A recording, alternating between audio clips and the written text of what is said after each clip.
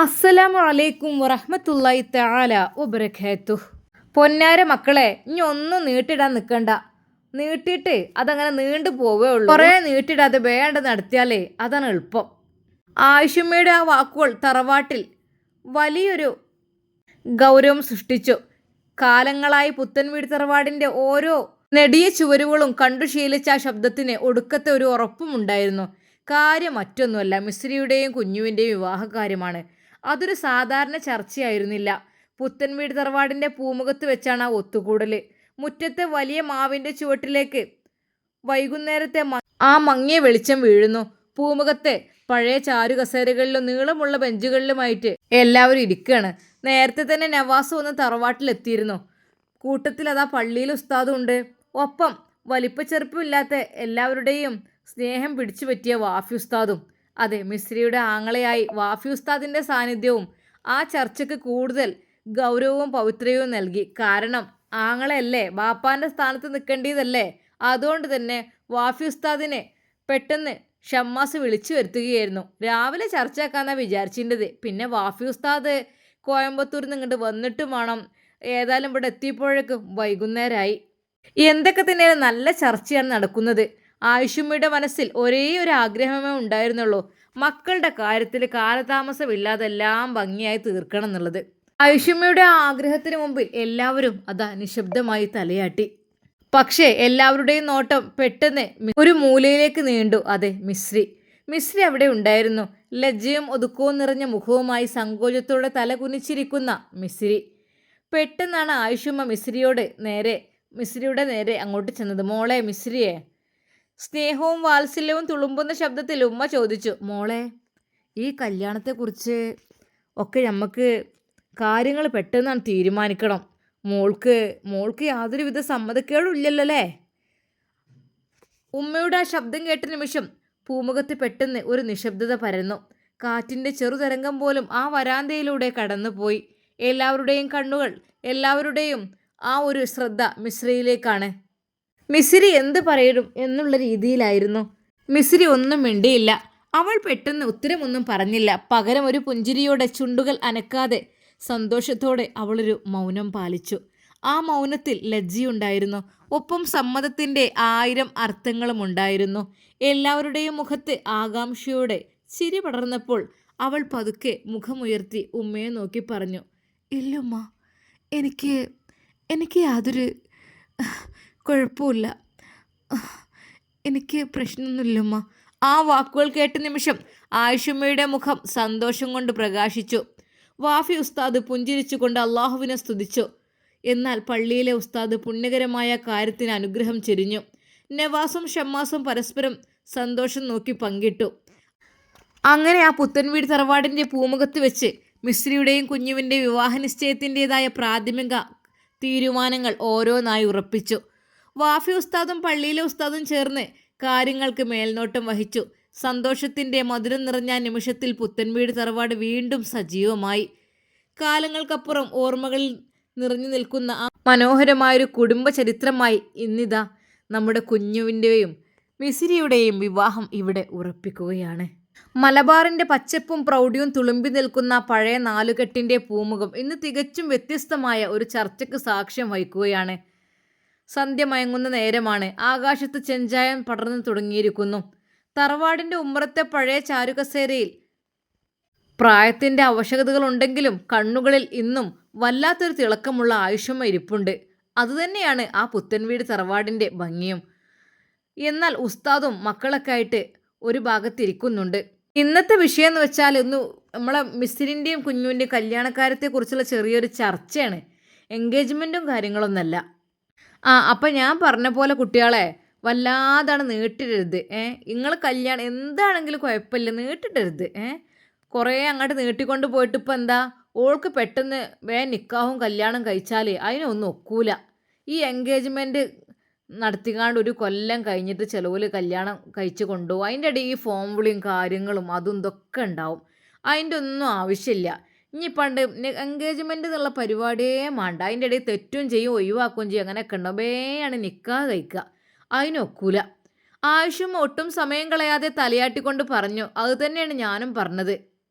ഇനി ഒന്നും അങ്ങോട്ട് നീട്ടി വെക്കണ്ടാന്ന്. അപ്പോൾ നവാസ് ഒരു സംശയം മുന്നോട്ട് വെച്ചു. എന്നാൽ പിന്നെ നമുക്ക് ആദ്യം എൻഗേജ്മെൻറ്റ് നടത്തിയാലോ? അത് കേട്ടതും ഐഷുമ്മ പെട്ടെന്ന് ഉമ്മയുടെ മുഖത്തൊരു ഗൗരവം വന്നു. എന്തിനാ എൻ്റെ പൊന്നാരൻ നവാസ് എൻഗേജ്മെൻറ്റ്?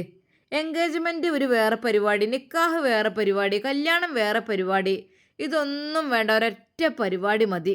നവാസ് ഒന്ന് പരിങ്ങി. ഉമ്മ, ഒരൊറ്റ പരിപാടി എന്ന് വെച്ചാൽ? ആയുഷമ്മ കുറേ കൂടി വ്യക്തമാക്കി. അതെ, ഇന്ന് ഈ നിശ്ചയം ഇവിടെ കഴിഞ്ഞാലേ ബാക്കി നമുക്ക് ഇന്ന് നിക്കാഹാണ് വേണ്ടത്.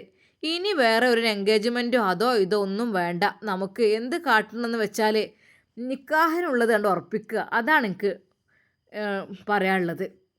നവാസ് വിടാൻ ഭാവമില്ല. നവാസ് പറഞ്ഞു, ഉമ്മ അതൊക്കെ നിങ്ങൾ പറഞ്ഞൊക്കെ ശരിയാണ്. പക്ഷെ ഇന്നിപ്പോൾ ഒരു എൻഗേജ്മെൻറ്റ് ഇവിടെ ചെറുതായിട്ട്.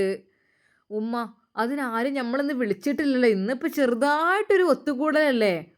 ഉമ്മ ഇപ്പോൾ പഴയ പോലെ ഒന്നുമല്ല. ആദ്യം ഒരു എൻഗേജ്മെൻറ്റ് നടത്താനുണ്ട്, പിന്നെ അതിന് മുമ്പ് ഒരു മിഠായി കൊടുക്കലും കാര്യങ്ങളും. അതൊക്കെ ഉമ്മ നമുക്കിപ്പോൾ അതിൻ്റെ ആവശ്യമൊന്നും ഇവിടെ ഇല്ലല്ലോ. പക്ഷേ എൻഗേജ്മെൻ്റ് എന്ന് പറഞ്ഞാൽ ഒരുവിധ ആൾക്കാരൊക്കെ വിളിക്കേണ്ട പരിപാടി തന്നെയാണ്. അവരൊക്കെ വിളിച്ചതിന് ശേഷമാണ് നമ്മൾ നിക്കാഹ് നടത്തൽ. അതുകൊണ്ട് എൻഗേജ്മെൻ്റൊക്കെ കഴിച്ചാലേ നിക്കാഹിന് പെട്ടെന്ന് ആൾക്കാർ വരുമ്പോൾ എൻഗേജ്മെൻറ്റ് എന്നാ കഴിഞ്ഞതെന്ന് ആൾക്കാർ ചോദിക്കും. അത് നമ്മളെ നാടല്ലേ, നാട്ടു നടപ്പല്ലേ. നവാസിൻ്റെ ആ ന്യായങ്ങൾ കേട്ട് ആയുഷും ഒന്ന് പുഞ്ചിരിച്ചു. ആ മുഖത്തെ വാത്സല്യം കണ്ടാലറിയാം ഉമ്മാക്ക് നവാസിനോടുള്ള സ്നേഹം. ഉമ്മ പറഞ്ഞു, ആയിക്കോട്ടെ മോനെ, എനിക്ക് സന്തോഷമേ ഉള്ളൂ. എനിക്ക് എപ്പോൾ എങ്ങനെ ഇനി മിഠായി കൊടുക്കലാണെങ്കിലും വേണ്ടിയില്ല, മഞ്ഞൾ കല്യാണെങ്കിലും വേണ്ടിയില്ല, ഹൽദി ആണെങ്കിലും വേണ്ടിയില്ല, അറബിക് നൈറ്റ് ആണെങ്കിലും വേണ്ടിയില്ല. എന്തായാലും എനിക്ക് സമ്മതേ ഉള്ളൂ. എനിക്ക് തൃപ്തിയുള്ള കാര്യം തന്നെയാണ് ഇതൊക്കെ. പക്ഷേ നമുക്ക് കുറേ നീട്ടിട്ടാലേ ഇനിയും ആ കുട്ടികൾ വേറിട്ട് കഴിയേണ്ടി വരും. രണ്ടാളെ പെട്ടെന്ന് ഒരുമിപ്പിക്കണം എന്നാണ് എൻ്റെ മനസ്സിൽ. ഇന്ന് നിക്കാഹ് കഴിയുകയാണെങ്കിൽ അതിനാണ് എനിക്ക് താല്പര്യം. പിന്നെ അവിടെ ഇവിടെ നിൽക്കലൊക്കെ മതി. ഒരുത്തൻ അവിടെ ഒരുത്തി ഇവിടെ. മനസ്സിലാണെങ്കിൽ ഒരുപാട് കാണാൻ പൂതിയുണ്ട്, എന്നാലേ കാണാനും പറ്റൂല എന്ന് പറഞ്ഞ പോലെ. ആയുഷും അല്പം നിർത്തിയിട്ട് വീണ്ടും തുടർന്നു. ആ കണ്ണുകളിൽ പെട്ടെന്നൊരു വലിയ സ്വപ്നത്തിൻ്റെ തിളക്കം മിന്നി മറഞ്ഞു. എല്ലാ പരിപാടിയുണ്ട് കുട്ടികളെ. മിസ്രിൻ്റെ ആദ്യത്തെ കല്യാണമാണ്, കുഞ്ഞൂൻ്റെതും ആദ്യത്തന്നെ. അപ്പോൾ പിന്നെ എല്ലാം വേണം. അറബിക് നൈറ്റ് വേണം, അതുപോലെ തന്നെ മഞ്ഞൾ കല്യാണം, അത് ഇത് അതിനുള്ള ഡ്രസ്സും കാര്യങ്ങളും അതൊക്കെ നല്ല മട്ടത്തിൽ റാഹത്തോടു കൂടി തന്നെ കഴിക്കണം എന്നാണ് എൻ്റെ ആഗ്രഹം. പക്ഷേങ്കിൽ എനിക്ക് പറയാനുള്ളത് ഇനിയും രണ്ടാളെയും വേർപ്പെടുത്തി അധികം നിർത്തരുത് എന്ന്. കൂട്ടത്തിൽ നിക്കാഹ് വേയാണ്ട് കഴിച്ചാൽ നോക്കുക. ഈ വാക്കുകൾ കേട്ടതും നവാസ് ഒന്ന് ഞെട്ടിപ്പോയി. അവൻ്റെ കണ്ണുകൾ തള്ളി. വായ പൊത്തിയ നവാസ് ഉമ്മയെ നോക്കി നിന്ന് പോയി. അള്ളോൻ്റെ അമ്മ. നവാസിൻ്റെ ആ ഭാവം കണ്ട് പൂമുഖത്തിരുന്ന ബാക്കി എല്ലാ ഉസ്താദുമാരും ഷമ്മാസുമൊക്കെ ഒരുപോലെ ചിരിച്ചു പോയി. ഉമ്മാക്കിത് വല്ലാത്ത സന്തോഷമാണ്, നവാസ് അത്ഭുതത്തോടെ പറഞ്ഞു. ഉമ്മ ചിരിച്ചുകൊണ്ട് പറഞ്ഞു, ആ പിന്നെ മോനെ, എനിക്ക് ഏതായാലും പറയാനുള്ളത് എന്ത് വേണമെങ്കിലും ഞാൻ പറയും. നിങ്ങൾ എന്താ വെച്ചാൽ കാട്ടിക്കോളി. പക്ഷേ ഒന്ന് ഉറപ്പിച്ചണം, നിക്കാഹ് റബീഉൽ തന്നെ വേണമെന്നാണ് എൻ്റെ മനസ്സിൻ്റെ ആഗ്രഹം. ഇനിയിപ്പോൾ ആര് തന്നെ വന്ന് തല കുത്തി മറിഞ്ഞിട്ടും കാര്യമില്ല. ഇനിയിപ്പോൾ അതല്ല, കുഞ്ഞൂന് മഹർ കൊടുക്കാൻ കഴിവില്ല എന്നുണ്ടെങ്കിലും ഇതാ കഴുത്തിലുള്ള ആ വലിയ മാല ഊരിക്കൊണ്ട് ഐഷുമ്മ പറഞ്ഞു, ഇതാണ്ട് വിറ്റിട്ട് ഞാൻ എൻ്റെ കുഞ്ഞൂനോട് മഹർ ഉണ്ടാക്കാൻ പറയും. ഇതിപ്പോൾ 6 പവൻ്റെ മാലയാണ്. എനിക്ക് മണി വലുതൊക്കെ ഇട്ട് നടക്കുക. ഇതിപ്പോൾ ഞാൻ അങ്ങനെ കൗത്തിലങ്ങനെ ഇട്ട് ശീലേക്ക്. എൻ്റെ ക്ഷാമവും പറയും, പൊന്നാരമ്മ നിങ്ങൾ 6, 7, 8, 9 പവനുള്ള മാല നിട്ട് നടക്കല്ലേ, കള്ളന്മാരുണ്ട് ഒന്നുകൊണ്ട് പിടിച്ച് വലിച്ചാൽ എന്നിങ്ങനെ എൻ്റെ മോനെ എപ്പോഴും പറയും. കുഞ്ഞൂനിതാ മഹർ കൊടുക്കാൻ കഴിവില്ലെങ്കിൽ ഇതാണ്ട് കൊണ്ടേക്കാണ്ട് എൻ്റെ പൊന്നാര നവാസെ വിക്ക്. എന്നിട്ട് പൈസ ഓൻ്റെ അടുത്ത് കൊടുത്തിട്ട് ഓൻ തന്നെ വാങ്ങട്ടെ, ഓൻ ഇഷ്ടമുള്ള മഹർ. അതിനാണ് എനിക്ക് താല്പര്യം. അത് റബീഉൽ തന്നെ നടത്തണം എന്നാണ് എൻ്റെ മനസ്സിലത്തെ ആഗ്രഹം. പൊന്നാര മക്കളെ, ഇൻഷാ അല്ലാ. ഉമ്മ ഓരോന്ന് വിചാരിച്ചു. അത് റബീഉൽ മാസം, തിരുനബിയുടെ വലിയ വിശുദ്ധ മാസത്തിൽ പുത്തൻവീട് തറവാട്ടിൽ ആ പെൺകുട്ടിയുടെ നിക്കാഹ് നടക്കുക എന്നൊക്കെ വെച്ചാൽ റബ്ബേ എന്തോ ഒരു സന്തോഷീകാരം. ആ ചിന്ത പോലും ആ പൂമുഖത്തെ അന്തരീക്ഷത്തെ സുഗന്ധപൂരിതമാക്കി. വാഫി ഉസ്താദ് പുഞ്ചിരിച്ചുകൊണ്ട് കൈ ഉയർത്തിപ്പിടിച്ച് പ്രാർത്ഥിച്ചു. പള്ളിയിലെ ഉസ്താദ് ആമീൻ പറഞ്ഞു. തൻ്റെ പെങ്ങൾക്ക് നല്ലൊരു ജീവിതം കിട്ടുന്നതിനെ കുറിച്ച് ഉസ്താദ് വളരെയധികം സന്തോഷവാനായി. റബ്ബേ, അതും ഈ പുത്തൻ വീട് തറവാട്ടിൽ വെച്ച് നിക്കാഹ് എന്നൊക്കെ പറയുമ്പോൾ തന്നെ അത് വല്ലാത്തൊരു സന്തോഷമായിട്ട് ഉസ്താദിന് തോന്നി. അല്പം മാറിയിരുന്ന് മിശ്രി ഇതെല്ലാം കേട്ട് തൻ്റെ നെഞ്ചിൽ കൈവച്ച് ഉള്ളിലെ കിതപ്പും സന്തോഷവും ഒതുക്കി പിടിച്ച് തല താഴ്ത്തിയിരുന്നു. നീട്ടി നീട്ടി കൊണ്ടുപോയി കളയാനല്ല, മറിച്ച് സ്നേഹത്തോടെയും ആഡംബരത്തോടെയും സുന്നത്തായ രീതിയിൽ എല്ലാം പെട്ടെന്ന് ഭംഗിയായി തീർക്കണം എന്ന ആയിഷമ്മയുടെ ആഗ്രഹത്തിന് മുന്നിൽ എല്ലാവരും തലകുനിച്ചു. പുത്തൻവീട് തറവാടിൻ്റെ പൂമുഖത്ത് വലിയ സന്ധ്യ അങ്ങനെ മനോഹരമായ തീരുമാനത്തോടെ സമാപിക്കുകയാണ്. വാഫി ഉസ്താദിൻ്റെ മനസ്സിൽ എന്തെന്നില്ലാത്ത സന്തോഷം. കാരണം മറ്റൊന്നുമല്ല, എൻ്റെ പെങ്ങൾ ഒരാളുടെ കൈകളിൽ ഏൽപ്പിക്കുകയാണ്. ഇതുവരെയുള്ള ഭീതിയേറിയ നിമിഷങ്ങൾ, അതായത് ആ ഉസ്താദ്, അതായത് പ്രിൻസിപ്പൾ എന്നെ നിരന്തരം വിളിച്ചുകൊണ്ടിരിക്കുകയായിരുന്നു ഇതിനെക്കുറിച്ച് പറയാൻ. ഞാൻ എന്ത് പറയണമെന്നറിയാത്ത അവസ്ഥയായിരുന്നു. എന്നാൽ പിന്നീട് പ്രിൻസിപ്പളെക്കുറിച്ച് അന്വേഷിച്ചപ്പോൾ അറിഞ്ഞപ്പോൾ ശരിക്കും അതൊക്കെ വാഫി ഉസ്താദ് ഞെട്ടുകയായിരുന്നു. റബ്ബേ, എൻ്റെ പെങ്ങളെ ഈ ഒരു കെണിയിലായിരുന്നല്ലോ എൻ്റെ പെങ്ങൾ ചാടാനിരുന്നത്. എന്തൊക്കെ തന്നെയായാലും പടച്ച റബ്ബിൻ്റെ ആ ഒരു സഹായം കൊണ്ട് പഠിച്ച തമ്പുരാനെ അല്ലാ, നീ കാത്തു രക്ഷിച്ചു. വാഫി ഉസ്താദ് ഒന്ന് നെടുവീർപ്പിട്ടു. അല്ലെങ്കിൽ ആ പ്രിൻസിപ്പളുടെ 4ാം ഭാര്യയോ 5ാം ഭാര്യയൊക്കെ ആയിട്ടുണ്ടാവും എൻ്റെ പെങ്ങള്. പഠിച്ചോനെ, നീ കാത്തു രക്ഷിച്ചു. ഒരു ഭാഗത്ത് പുത്തൻവീട് തറവാട്ടിൽ സന്തോഷത്തിൻ്റെയും മധുരം വിതറിക്കൊണ്ട് മിസ്രിയുടെയും കുഞ്ഞുവിൻ്റെയും നിക്കാഹിനുള്ള തയ്യാറെടുപ്പുകൾ നടക്കുകയാണ്. ആയിഷമ്മയുടെ ആഗ്രഹപ്രകാരം എല്ലാ കാര്യങ്ങളും റാഹത്തായി മുന്നോട്ട് പോകുന്നു. എന്നാൽ ഈ സമയം മറ്റൊരു കോണിൽ മറ്റൊരു മനുഷ്യൻ അസ്വസ്ഥനായി നടക്കുകയാണ്. അവനാണ് ആ വലിയ കോളേജിലെ മിസ്രിയെ പഠിച്ചിരുന്ന ആ സ്ഥാപനത്തിലെ പ്രിൻസിപ്പൾ. അയാൾക്ക് മിസ്രിയെ സ്വന്തമാക്കിയേ തീരൂ. അതിനായി അയാൾ നേരിട്ട് ചെന്നെത്തുന്നത് മിസ്രി കുട്ടിക്കാലത്ത് വളർന്ന, അവൾ അഭയം പ്രാപിച്ച ആ യത്തീംഖാനയിലേക്കാണ്. പഴയ ഓർമ്മകൾ ഉറങ്ങുന്ന ആ പ്രാർത്ഥനാപുരിയുടെ മുറ്റത്തേക്ക് പ്രിൻസിപ്പൽ മാഷ് കടന്നു വരുമ്പോൾ അവിടെ അന്തരീക്ഷം വല്ലാതെ മുറുകുകയാണ്. യത്തീംഖാനയുടെ അടുക്കള ഭാഗം, അവിടെയുള്ള ഫുഡും കാര്യങ്ങളും എല്ലാം ഉണ്ടാക്കിയിരുന്ന സ്നേഹനിധിയായ പഴയ താത്ത പതിവ് പോലെ ജോലിയിലാണ്. ഒരുപാട് പുതിയ കുട്ടികളും യത്തീംഖാനയിൽ ചേർന്നിട്ടുണ്ട്. പെട്ടെന്നാണ് അവിടേക്ക് പ്രിൻസിപ്പൽ മാഷ് കടന്നു വരുന്നത്. താത്തയെ കണ്ട ഉടൻ അയാൾ കാര്യത്തിലേക്ക് കടന്നു. താത്ത, ആരിത്, പ്രിൻസിപ്പൽ സാറോ? ഞാൻ നിങ്ങളോട് ഒരു കാര്യം പറഞ്ഞിരുന്നല്ലോ. അതായത് എനിക്ക് മിസ്സിരിയ എന്ന പേരുള്ള പെൺകുട്ടിയെ വളരെയധികം ജീവനേക്കാളധികം ഇഷ്ടമാണെന്നും അവളെ ഞാൻ വിവാഹം കഴിക്കുമെന്നും ഞാൻ പറഞ്ഞിരുന്നില്ലേ? എന്നിട്ടും നിങ്ങൾ ആ കുട്ടിയെ ഒന്ന് സപ്പോർട്ട് ചെയ്യാതിരുന്നത് എന്തേ? ആ കുട്ടി ഇപ്പോൾ എവിടെയുണ്ട്? പെട്ടെന്ന് ആ പ്രിൻസിപ്പളിൻ്റെ ചോദ്യം കേട്ടപ്പോൾ താത്തക്ക് പെട്ടെന്ന് ഒരു നിമിഷം മിണ്ടാൻ കഴിയാതെയായി. താത്ത കയ്യിലെ തവി താഴെ വെച്ച് അല്പം പരിങ്ങലോടെ മാഷിനെ നോക്കി. അതേ മാഷേ, ഞങ്ങൾക്ക് ശരിക്കും മാഷ് പറഞ്ഞതിൻ്റെ ആഴം അന്ന് മനസ്സിലായില്ല. എനിക്ക് അതിനെക്കുറിച്ചൊന്നും കൂടുതൽ പറയാൻ പറ്റിയില്ല. ഞാൻ കുട്ടിയോട് മാഷിനെ കുറിച്ചൊക്കെ സംസാരിച്ചിരുന്നു. നിന്നെ ഒരാൾ കല്യാണം കഴിക്കാൻ ആഗ്രഹിക്കുന്നുണ്ട്, എത്രയോ കോടീശ്വരനായ ആളാണ്, വലിയ വലിയ സ്ഥാപനങ്ങളുടെ ഉടമയാണെന്നൊക്കെ ഞാൻ അന്ന് അങ്ങോട്ട് പറഞ്ഞിരുന്നു. പക്ഷേ ആ കുട്ടി ഒന്നിനും മൗനം പാലിക്കുകയാണ് ചെയ്തത്. കുട്ടി അതിനെക്കുറിച്ചൊന്നും കാര്യമായിട്ടൊന്നും മിണ്ടിയില്ല മാഷേ. പ്രിൻസിപ്പൽ സാറിൻ്റെ മുഖത്ത് ദേഷ്യവും നിരാശയും ഇരിച്ചു കയറി. അയാൾ കൈകൾ കൂട്ടിപ്പിടിച്ചുകൊണ്ട് പറഞ്ഞു, പിന്നെ താത്ത, എനിക്കൊരു കാര്യം കൂടിയേ പറയാനുള്ളൂ. ആ കുട്ടിയെ ഞാൻ മനസ്സുകൊണ്ട് വളരെയധികം ആഗ്രഹിച്ചു കഴിഞ്ഞു. എനിക്ക് അവളെ വേണം. താത്ത ഒരേ ഒരു സംശയം ചോദിച്ചു. അല്ല മാഷേ, താങ്കൾക്ക് വേറെ കുടുംബം ഭാര്യയൊക്കെ മക്കളൊക്കെ ഉള്ളതല്ലേ? പിന്നെ എന്തിനാണ് ഈ കുട്ടിയുടെ പിന്നാലെ അങ്ങനെ നടക്കുന്നത്? പ്രിൻസിപ്പൽ മാഷിന് ഒട്ടും കൂസലില്ലാതെ കാര്യങ്ങൾ പറഞ്ഞു. ഉണ്ട്, എനിക്ക് നിലവിൽ ഭാര്യമാരും കുട്ടികളും കുടുംബമൊക്കെ ഉണ്ടായിരിക്കാം. അതൊന്നും നിങ്ങൾ നോക്കണ്ട. ഞാൻ ആഗ്രഹിച്ചു കഴിഞ്ഞാൽ എനിക്കൊരു കുട്ടിയെ കിട്ടിയേ തീരൂ. അവൾക്ക് എൻ്റെ കൂടെ ജീവിച്ചാൽ ഒരു ബുദ്ധിമുട്ടും ഞാൻ വരുത്തൂല. അവൾ എൻ്റെ പ്രിയപ്പെട്ട ഭാര്യയായിട്ട് എൻ്റെ കൂടെ എൻ്റെ കൊട്ടാരത്തിൽ ജീവിക്കും. അതെ, എനിക്ക് ഒരു വീടും ഒരു കൊട്ടാരം മാത്രമല്ല, ഒരു പുതിയ ജീവിതം അവൾക്ക് ഞാൻ നൽകാൻ തയ്യാറാണ്. അതുകൊണ്ട് നിങ്ങൾ എങ്ങനെയെങ്കിലും കുട്ടിയെ വിളിച്ച് കാര്യങ്ങളൊക്കെ ഒന്ന് സെറ്റാക്കി തരണം. എനിക്ക് അവളെ ഒത്തിരി ഇഷ്ടമാണ്, ഒത്തിരി. താത്ത, ഞാൻ എൻ്റെ ഈ കാര്യം നിങ്ങളോട് ഞാൻ പറയുന്നുണ്ട്. നിങ്ങൾക്ക് നല്ല രീതിയിൽ ഒന്ന് സെറ്റാക്കി തരികയാണെങ്കിൽ നിങ്ങൾക്ക് ഈ ഒരു ജോലിയിൽ കണ്ടിന്യൂ ചെയ്ത് പോകാം. അതുമാത്രമല്ല, ശമ്പളം കുറച്ച് കൂട്ടിത്തരികയും ചെയ്യും. പ്രിൻസിപ്പളിൻ്റെ കണ്ണുകളിലെ ആർത്തിയും വാശിയും കണ്ട് താത്താക്ക് ഉള്ളിൽ ചെറുതായൊരു പേടി തോന്നി. ആ മനുഷ്യ വിചാരിച്ചാൽ എന്തും സാധിച്ചെടുക്കുന്ന പ്രകൃതിക്കാരനാണ്. പ്രിൻസിപ്പൾ വീണ്ടും തുടർന്നു. വാക്കുകളിൽ വല്ലാത്തൊരു ഭ്രാന്തമായ വാശിയുണ്ടായിരുന്നു. താത്ത, ഞാനൊന്ന് മനസ്സ് വെച്ച് ആഗ്രഹിച്ചു കഴിഞ്ഞാൽ അത് എടുത്താലേ എനിക്ക് ശരിക്കൊരു ക്ലിയർ കിട്ടുള്ളൂ. അല്ലെങ്കിൽ എനിക്ക് ഉറക്കം പോലും റെഡി ആയില്ല. രാപ്പകലില്ലാതെ എൻ്റെ മനസ്സ് ആ കുട്ടിയുടെ പിന്നാലെയാണ്. എനിക്ക് മിസ്രിയെ വിവാഹം കഴിക്കണം. അതിന് എന്ത് വില കൊടുക്കാനും ഞാൻ തയ്യാറാണ്. പ്രിൻസിപ്പളിൻ്റെ ഭ്രാന്തമായ വാക്ക് കേട്ട് താത്ത ഒന്ന് ഞെട്ടിപ്പോയി. എങ്കിലും താത്ത പതുക്കെ പറഞ്ഞു, മാഷേ അവൾ പാവം കുട്ടിയാണ്, അവളുടെ ഇഷ്ടം എന്താണെന്ന് നോക്കാതെ നമ്മളൊന്നും അടിച്ചേൽപ്പിക്കാൻ പറ്റില്ലല്ലോ. എന്നാലും ഹൈക്കോടതി പോലെ എനിക്ക് കഴിയുന്ന രീതിയിൽ ഞാൻ കുട്ടിയോട് സംസാരിച്ച് നോക്കാം. അതിൽ കൂടുതലൊന്നും എനിക്ക് ഉറപ്പ് തരാൻ പറ്റില്ല മാഷേ. യത്തീംഖാനയിൽ നിന്ന് മടങ്ങിയെങ്കിലും പ്രിൻസിപ്പളിന്റെ മനസ്സ് ശാന്തമായില്ല. പുത്തൻ വീട് തറവാട്ടിൽ നിക്കാഹ് ഉറപ്പിക്കുന്നതിനെ കുറിച്ച് അയാൾക്ക് യാതൊരു വിവരവുമില്ല. എന്നാൽ അതാ അയാൾ അന്നും അയാളുടെ ആദ്യ ഭാര്യയുടെ ആ വീട്ടിലേക്ക് പോവുകയാണ്.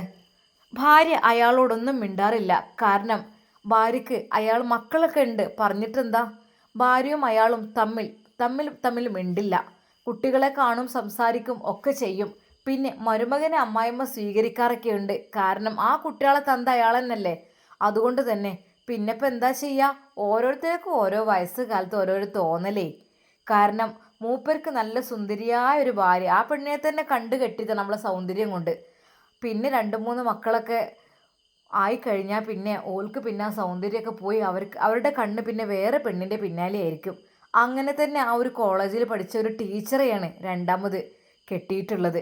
എന്നാൽ ആ ടീച്ചർക്കും തന്നെ ഭാഗ്യമില്ല എന്ന് തന്നെ പറയാം. പിന്നീട് കോളേജിൽ പഠിച്ച ഒരു കുട്ടിയെയാണ് അദ്ദേഹം 3ാമതായി വിവാഹം കഴിക്കുന്നത്.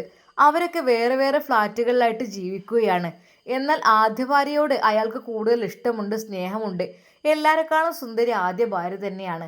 പക്ഷെ പറഞ്ഞിട്ടെന്താ, അവർ പിന്നീട് ആ സ്ത്രീ അദ്ദേഹത്തോട് മിണ്ടിയിട്ടില്ല. കാരണം നമ്മുടെ ജീവിതത്തിൽ നമ്മുടെ സ്വന്തം എന്ന് പറയുന്ന ഭർത്താവ് അല്ലെങ്കിൽ ഭാര്യ മറ്റൊരു വ്യക്തിയുമായി ഇടപഴകുന്നത് അല്ലെങ്കിൽ അവരെ കല്യാണം കഴിക്കുന്നത് അതൊരിക്കലും ഒരു പെണ്ണിനായാലും ആണിനായാലും ഉൾക്കൊള്ളാൻ കഴിയാത്ത വേദനകളും വിഷമങ്ങളുമാണ്. ഒരിക്കലും നല്ല ബുദ്ധിയുള്ള ഒരാൾക്കത് അംഗീകരിക്കാൻ കഴിയില്ല. എന്നാൽ ആ പെണ്ണിപ്പോൾ അത് പ്രിൻസിപ്പളിനോട് ഒന്നും മിണ്ടാറേയില്ല. മനസ്സിനുള്ളിലെ വേദനകളും വിഷമങ്ങളെല്ലാം പടച്ച റബ്ബിൽ അർപ്പിക്കും. പലതവണ അവളോട് മിണ്ടാൻ വേണ്ടി നോക്കും. പക്ഷേ എന്ത് ചെയ്യാം. എന്നാൽ ഭർത്താവിൻ്റെ ആ ഒരു വാക്കുകൾ കേൾക്കുമ്പോൾ ഉമ്മ പറയും, മോളെ എത്ര ദിവസമുണ്ട് അവൻ ഇങ്ങോട്ട് വരുന്നത്, അവൻ ഇങ്ങോട്ട് വരും, കുട്ടികളെ കളിപ്പിക്കും, നോക്കും, അതൊക്കെ ശരി തന്നെയാണ്. എന്നാലും അനക്കൊന്ന് മിണ്ടിക്കൂടെ, ഈ ഭക്ഷണം കൊണ്ടേ കൊടുക്കണൊക്കെ ഓക്കെ, എന്തെങ്കിലും ഒന്ന് മിണ്ടിയും പറയും ചെയ്തൂടെ, എന്നാൽ നിങ്ങളെ മനസ്സിൽ പിണക്കം മാറുള്ളൂ. ഉമ്മ അത് എൻ്റെ ഭർത്താവിന് എനിക്ക് ഒരുപാട് പ്രതീക്ഷയുണ്ടായിരുന്നു. പക്ഷെ ഉമ്മ ഞാൻ ഒരിക്കൽ പോലും വിചാരിക്കാത്ത കാര്യങ്ങളാണ് എൻ്റെ ജീവിതത്തിൽ നടന്നത്. എൻ്റെ ഭർത്താവ് കെട്ടിയത് ഒന്നിനെയാണോ 2 മോളെ എന്താ ചെയ്യുക, ഓരോ ആണുങ്ങൾക്ക് അങ്ങനെ ഒരു സ്വഭാവം ഉണ്ടായിക്കഴിഞ്ഞാൽ പറഞ്ഞിട്ട് കാര്യമില്ല മോളെ. ഉമ്മ നിങ്ങൾക്കത് പറയാം, എൻ്റെ ഭർത്താവ് ശരി, എൻ്റെ ഭർത്താവൊക്കെ തന്നെ, എൻ്റെ മക്കളുടെ പിതാവൊക്കെ തന്നെ. പക്ഷെ ഒരിക്കൽ പോലും അയാളുമായൊരു ബന്ധം ഞാൻ ആഗ്രഹിക്കുന്നില്ല. ഈ രീതിയിൽ അങ്ങനെ പോയിക്കോട്ടെ, ഡൈവേഴ്സ് വേണം, അതൊന്നും ഞാൻ ആഗ്രഹിക്കുന്നുമില്ല. പക്ഷേ ഉമ്മ എനിക്ക് അദ്ദേഹത്തിൻ്റെ മുഖത്ത് നോക്കാൻ എനിക്ക് തോന്നുന്നില്ല. കാരണം ഞാൻ എൻ്റേതെന്ന് മാത്രമാണെന്ന് വിചാരിച്ച ആ മുഖം മറ്റൊരാൾക്ക് കൂടി അവകാശപ്പെടുമ്പോൾ, ആ ശരീരം മറ്റൊരാൾക്ക് കൂടി അവകാശപ്പെടുമ്പോൾ എന്തായിരിക്കും അതിൻ്റെ മനസ്സിൻ്റെ ഉള്ളിലെ വേദന. മോളെ എന്താ ചെയ്യുക, ഓരോരുത്തരും അങ്ങനെ ആയിപ്പോയി.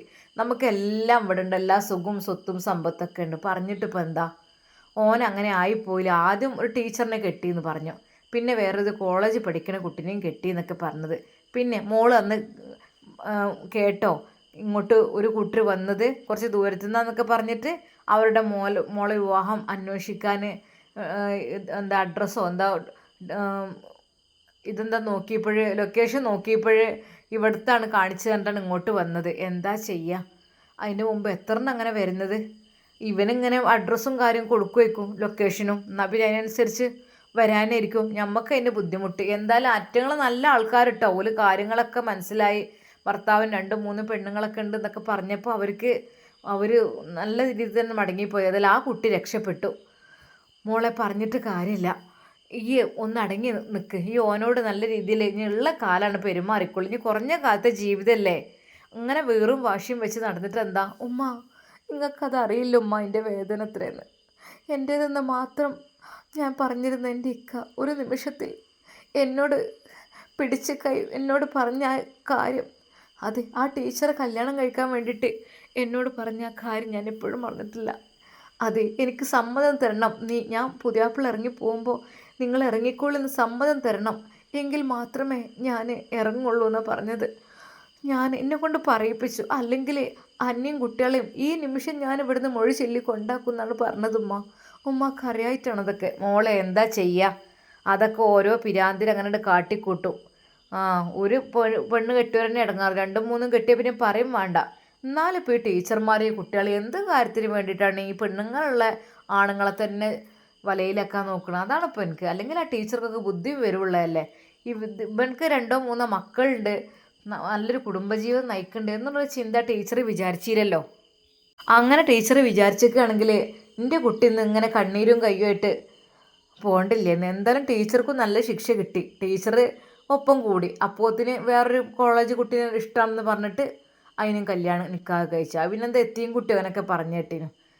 ഏതായാലും അല്ലാ, ഏതായാലും ഇപ്പോൾ വേറൊരു പെൺകുട്ടീനെ അവിടെ എത്തിയെങ്ങാനെന്ന് കണ്ടിട്ട് വന്നിരുന്നല്ലോ. അന്ന് അവർ നല്ല ആൾക്കാരായതുകൊണ്ട് മാത്രം. കാരണം ഇവന് കണ്ടമാനം സ്വത്തുണ്ട്, കോടീശ്വരനാണ്, എല്ലാ സുഖ സൗകര്യങ്ങളുള്ള ആളാണ്.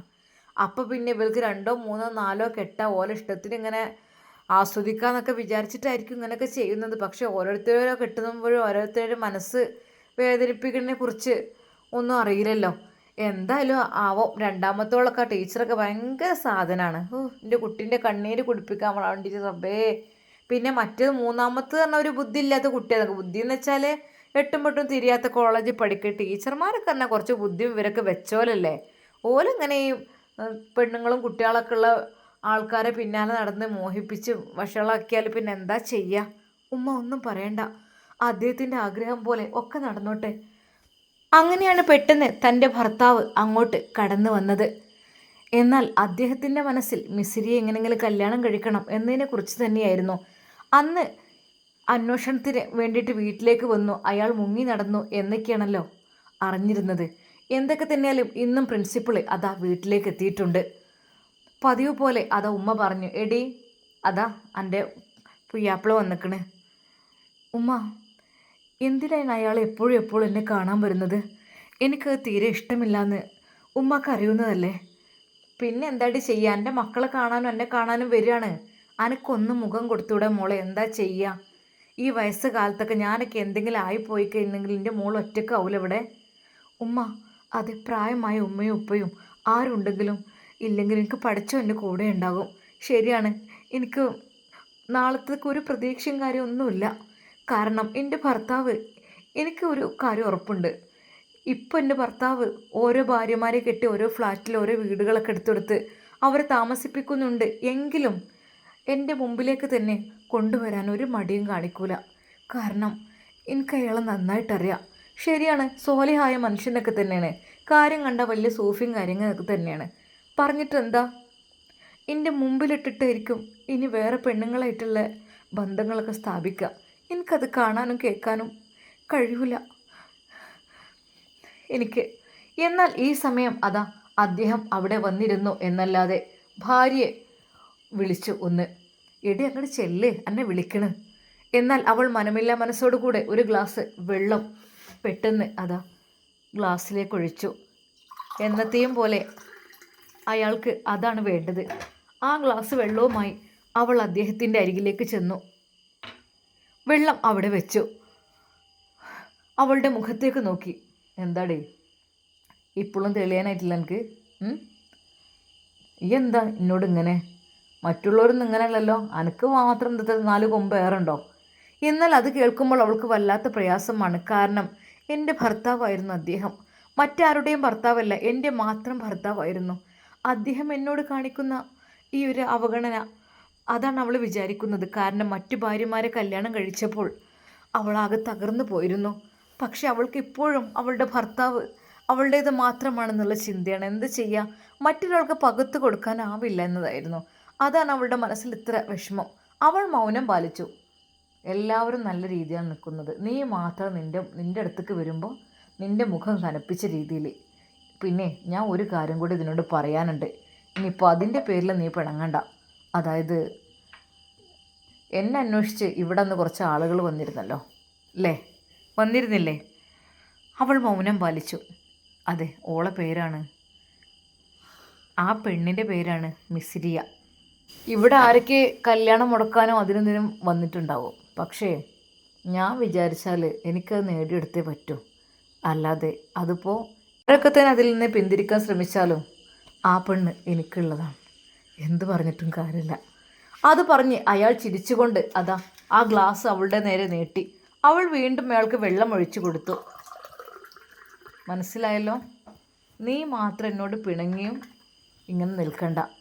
എനിക്കിപ്പോൾ അത് നാലാമത്തതായിട്ടാണ് എനിക്ക് അവൾ കിട്ടുന്നത്. പിന്നെ ഇസ്ലാമിൽ അതത്ര തെറ്റുള്ള കാര്യമൊന്നുമല്ല, 4 വരെ ആവാം. അപ്പോൾ എനിക്ക് അതങ്ങോട്ട് തികയിക്കണം. എൻ്റെ മനസ്സിലൊരു ആഗ്രഹം കൂടിയാണത്. അതിന് ഞാൻ എന്നോട് കൂടി ഒരു സമ്മതം ചോദിക്കാനാണ് ഇപ്പോൾ വന്നത്. ഈ സമ്മതം തന്നിട്ട് കിട്ടുന്നില്ല, എന്നെ അടിച്ച് സമ്മതം പറയിപ്പിക്കുന്ന രീതിയിലാണ്. എന്നാൽ അവളുടെ കണ്ണുകൾ നിറഞ്ഞൊഴുകി. കാരണം ടീച്ചറെ കെട്ടിയപ്പോഴും ഇത് സമ്മതിച്ചിട്ടില്ല, പിന്നെ വിദ്യാർത്ഥിയെ കെട്ടിയപ്പോഴും ഇത് സമ്മതിച്ചിട്ടില്ല. എന്നാൽ ഇപ്പോഴും നമ്മൾ എത്തീംഖാനയിൽ പഠിച്ചു വളർന്ന് ഉമ്മയും ബാപ്പില്ലാത്ത ഒരു ആങ്ങളെ മാത്രമുള്ള കുട്ടിയാണ്. ആങ്ങളെയാണെങ്കിൽ നല്ല സോലിഹായ ഒരു മനുഷ്യനുമാണ്. ഞാനൊരു ചെറിയൊരു പിണക്കും ബുദ്ധിമുട്ടും പ്രയാസങ്ങളൊക്കെ ഉണ്ടായിട്ടുണ്ട്, സ്വാഭാവികമായിട്ടും ഉണ്ടാകും. പിന്നെ ആരൊക്കെ തന്നെ ഇത് മുടക്കാൻ ശ്രമിച്ചാലും ഞാൻ കരുതിയാലേ ഏത് പെണ്ണിനെയും സ്വന്തമാക്കിയിട്ടേ ഉള്ളൂ ഞാൻ. മനസ്സിലായല്ലോ. അപ്പോൾ എൻ്റെ സമ്മതമാണ് എനിക്ക് മെയിൻ. ആദ്യ ഭാര്യയോടാണ്, മറ്റുള്ളവരോടൊന്നും ഞാൻ ചോദിക്കണില്ല, എന്നോട് ചോദിക്കുകയാണ്. അതെ, മിസ്രിയ എന്ന് പറഞ്ഞ ആ പാവപ്പെട്ട പെൺകുട്ടിയെ ഞാൻ എൻ്റെ ജീവിതത്തിലേക്ക് കയറ്റാണ്. എന്നിട്ട് അവൾക്ക് എല്ലാവരും പോലെ തന്നെ അവൾക്കും ഒരു മണിമാളിക ഞാൻ ഉണ്ടാക്കി കൊടുക്കും. എന്താ?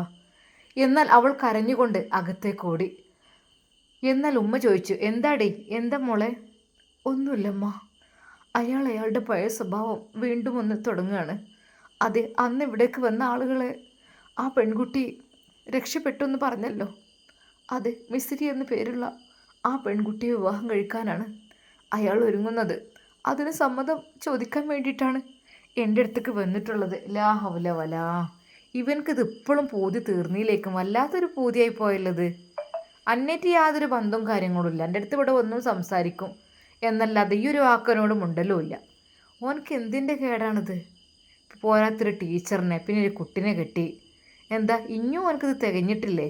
എൻ്റെ അമ്മോ, ഇവനൊക്കെ ഞാൻ എന്താ ചെയ്യുക വിചാരിച്ചിട്ടാണ്. മക്കളുണ്ടല്ലോ ഓൻ്റെ, മക്കളതൊന്നും അറിയില്ല. മക്കൾ വന്ന് ഓടി വന്ന് ഓൻ്റെ മടിയിൽ കയറിയിരിക്കണേ, ഓൻ്റെ താടി പിടിച്ച് വലിക്കണ്, പലതും കാട്ടണേ. മക്കളെ വിചാരിച്ചിട്ടാണ്. ഇനി ഒരു പക്ഷേ മക്കളെയും കൊണ്ട് പോകാനും മടിക്കൂല, മക്കൾക്കാണെങ്കിൽ ഓൻ്റെ ജീവനുമാണ്.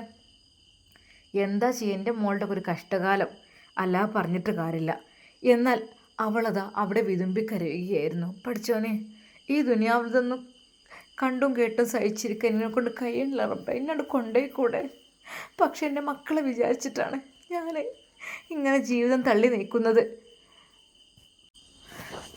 അയാളതാ വീണ്ടും ഭാര്യയെ വിളിക്കുന്നു. ചെല്ല് മോളെ ചെല്ല്, എന്താ ചെയ്യഞ്ഞി പോവാൻ 4, 5, 6, 7, 10 കെട്ടിയാലും ഇപ്പം എന്താ? അന്നേറ്റ് യാതൊരു ബന്ധവും കാര്യങ്ങളൊന്നും ഇല്ലല്ലോ. ഏതായാലും നിങ്ങൾ ഭാര്യ ഭർത്താക്കന്മാർ നല്ല രീതിയിലാണ് കഴിഞ്ഞു പോയിക്കോളി. അല്ലാതെ ഇപ്പം ഇനിയിപ്പോൾ ഈ കുട്ടികളും മക്കളൊക്കെ ഉള്ള സ്ഥിതിക്ക് നമുക്ക് ഒഴിവാക്കാനും വയ്യ. അതൊക്കെ കുട്ടികളെ നോക്കാനും വേണ്ടേ ഒരാൾ. ഓൻ പിന്നെ ഇടക്കും തലക്കും വരുന്നിട്ട് കുറച്ചു നേരം കുട്ടികളൊക്കെ കൊഞ്ചിക്കും. അന്നെ കൊഞ്ചിക്കാൻ നോക്കിയിട്ട് ഈ പോകായിട്ടുമല്ലേ? വേണ്ടുമ്മ, ഒരിക്കലും എനിക്കതിന് താല്പര്യമില്ലമ്മ. അദ്ദേഹത്തിൻ്റെ കൂടെയുള്ളൊരു ബന്ധത്തിന് എനിക്ക് താല്പര്യമില്ല. മക്കളെ വിചാരിച്ച് നിൽക്കണം ഇങ്ങനൊരു ബന്ധം പുലർത്തിക്കൊണ്ട്, അല്ലാതെ എന്തെങ്കിലുമൊക്കെ. മോളെ, ഈ വേറൊന്നും ചിന്തിക്കല്ലേ. എങ്കിൽ അതാ അയാൾ വീണ്ടും വിളിക്കുന്നു അവളെ. എടീ, ഇവിടെ വന്നാ അങ്ങനെ ചെല്ല് മോളെ, ചെല്ല്. പിന്നെ ഞാൻ പറഞ്ഞ കാര്യം എനിക്ക് വിഷമം ഉണ്ടാവും, എനിക്ക് നന്നായിട്ടറിയാം. അതിന് കാര്യമാക്കണ്ട, ഒരാഴ്ചയൊക്കെ വിഷമം ഉണ്ടാവും, പിന്നാണ്ട് മാറിപ്പോൾ ഇപ്പോൾ വെക്കാൻ എനിക്ക് ശീലമായില്ലേ. പിന്നെ ടീച്ചർ കുറച്ചൊരു വിരുദ്ധത്തെയാണ്. ഞാൻ എന്നോടായിട്ട് പറയാണ്, ടീച്ചർ വിചാരിച്ച മാതിരിയല്ല, കുറച്ച് കുശുമ്പേറാണ്. അന്നെ പോലെ മുണ്ടാതൊക്കെയുണ്ട്, ഇത് മുണ്ടാക്കുന്നുണ്ട്, ശരി തന്നെയാണ്. പക്ഷേ മൂപ്പത്തേര് കുറച്ച് നാവ് ഏറെയാണ്. ടീച്ചർ കുറച്ചൊരു സ്ട്രോങ് ആണ് ആൾ. ഇനിയിപ്പോൾ ഇതും കൂടി പറഞ്ഞാൽ ഓളെന്നെ വെച്ചേക്കൂല, ഓളെന്നെ എന്തെങ്കിലുമൊക്കെ ആയിട്ട് നിൽക്കും. ഓളെ മെല്ലാണ് മൊഴി ചെല്ലാനുള്ളൊരു പരിപാടി എനിക്കുണ്ട്. കാരണം ഓള് ഞമ്മക്കെതിരെയാണ് തിരിയണത്. ഞാൻ മറ്റേ കുട്ടിനെ കിട്ടിയൊന്നും അവൾക്ക് പറ്റിയിട്ടില്ല. ഇനിയിപ്പോൾ മിസ്സിനെ കല്യാണം കഴിക്കുക എന്നുള്ളതും അതും പറ്റൂല. ഓള് ഞമ്മക്കെതിരെ കേസ് എടുക്കാനൊക്കെ നിൽക്കും. അതിന് ടീച്ചറിന് എനിക്കൊന്ന് മൊഴി ചൊല്ലാൻ ഒരു ആഗ്രഹമുണ്ട്. എന്നാൽ അതാ ഭാര്യയുടെ കണ്ണുകൾ നിറഞ്ഞൊഴുകുകയായിരുന്നു. എന്തായാലും എനിക്കിനി എൻ്റെ പഴയ ഭർത്താവിന് തിരിച്ചു കിട്ടില്ല, അതുറപ്പാണ്. അവൾ മൗനം പാലിച്ചു. ഈ വെറുതെ കണ്ണീര് ഒഴുക്കി കളണ്ട. എൻ്റെ മുഖത്തിൻ്റെ മൊഞ്ച് എന്തൊരു മൊഞ്ചാണ്, മറ്റുള്ളവർക്കൊന്നും ഇത്ര മൊഞ്ചില്ലട്ടെ പെണ്ണേ. എന്താടേ അനക്ക് എന്നോട് ഇത്രയൊരു ക്രൂരത? ഒരു ദിവസമെങ്കിലും എൻ്റെ കൂടെ എനിക്കൊന്ന് സഹകരിച്ചൂടെ? എൻ്റെ കൂടെ കഴിയാനേ ഞമ്മക്കും ഉണ്ടാവില്ലേ ഒരു പൂതി? എന്നാൽ അത് കേട്ടപ്പോൾ അവൾ തിരിഞ്ഞു നടന്നു കരഞ്ഞുകൊണ്ട്. അവളുടെ ബെഡിലേക്ക് വീണ് അവൾ പൊട്ടിക്കരഞ്ഞു. എന്താ മോളെ? ഒന്നുമില്ല ഉമ്മ, അയാളുടെ ഓരോ ആഗ്രഹങ്ങളെ. മോളെ, എൻ്റെ ഭർത്താവല്ലേ എത്രയായാലും, എന്തെങ്കിലും ആഗ്രഹം പറഞ്ഞാൽ അതൊന്ന് സാധിപ്പിച്ചു കൊടുത്തൂടെ? ഉമ്മ, എനിക്കൊരിക്കലും ഉൾക്കൊള്ളാനാവില്ല. കാരണം അദ്ദേഹത്തിൻ്റെ സ്വഭാവം അങ്ങനെയായിരുന്നു. അദ്ദേഹത്തിന് ഒരു പെണ്ണിനോടല്ല പല സ്ത്രീകളോടാണ് അദ്ദേഹത്തിന് സ്നേഹമുള്ളത്. ഉമ്മ, ഒരിക്കൽ പോലും എനിക്കതിനാവില്ല ഉമ്മ, അവൾ വിതുമ്പിക്കൊണ്ട് പറഞ്ഞു. എന്നാൽ അയാൾ മിസ്രിയെ കല്യാണം കഴിക്കുവാൻ ഉള്ള പ്ലാനിങ് തയ്യാറാക്കുമോ? ഇത് മിസ്രി അറിഞ്ഞാൽ എന്തായിരിക്കും അവളുടെ പ്രതികരണം? നമുക്ക് കാത്തിരുന്ന് കാണാം. അതുവരേക്കും എല്ലാവർക്കും അസ്സലാമു അലൈക്കും വറഹ്മത്തുള്ളാഹി തആല വബറകാതുഹു.